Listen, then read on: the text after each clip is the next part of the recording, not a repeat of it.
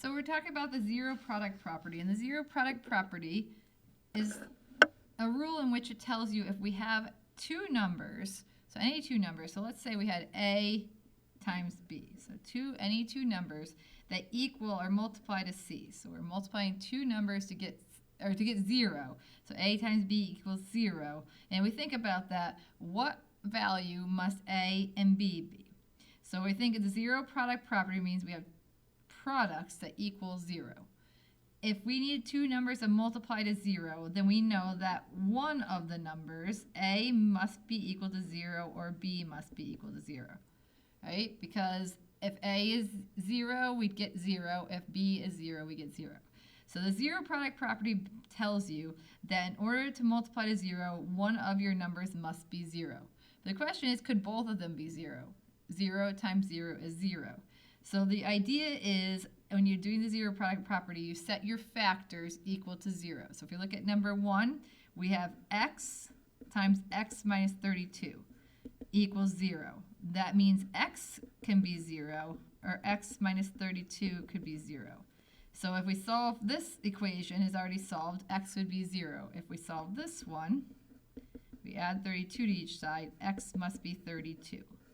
So the zero product property is allowing us to say x is 0 or x is 32 would both make this equation true.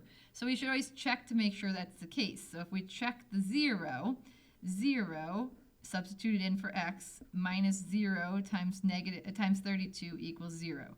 0 times negative 32 equals 0, and that is true. So that answer works. Now let's try the 32. So if we plug in 32 for x, 32 times 32 minus 32, 32 times 0 equals 0. So both answers are solutions to this equation. So now let's look at number 4.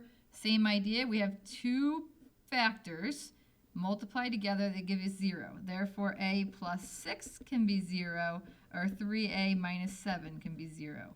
If we solve this, we minus 6. A can be negative 6. Or if we do this one, we add 7. 3a is equal to 7. Divide by 3. A is 7/3.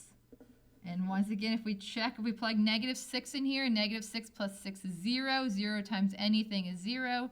If we plug in the 7/3 here, 3 times 7/3 is 7, minus 7 is 0. 0 times anything is 0, so both answers work.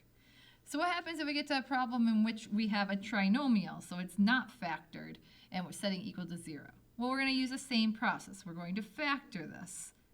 So 1 times 42 is 42. 17 is the middle number. What multiplies to 42 and adds to 17? 14 and 3. And now if we look at this problem, because a is equal to 1, we can do our shortcut. So we have x plus 14 and x plus 3, and set those equal to 0. X plus 14 must be 0, or x plus 3 must be 0. And then we solve, we get x equals negative 14, or x equals negative 3. And if we check these, it's a little harder to check these ones, but if we plug in negative 14, or negative 3, let's start with a negative 3 squared plus 17 times negative 3 plus 42. Negative 3 squared is 9. 17 times negative 3 is negative 51 plus 42. 9 minus 51 is negative 42 plus 42 is equal to 0. So you can check your answers as well. If you get to a problem in which there's no 0, we have an equation, but there's no equals 0, you're going to make it so that we get equals 0 by moving all your terms to one side. So we're going to leave the a squared on the left. We're going to minus the 18a to both sides.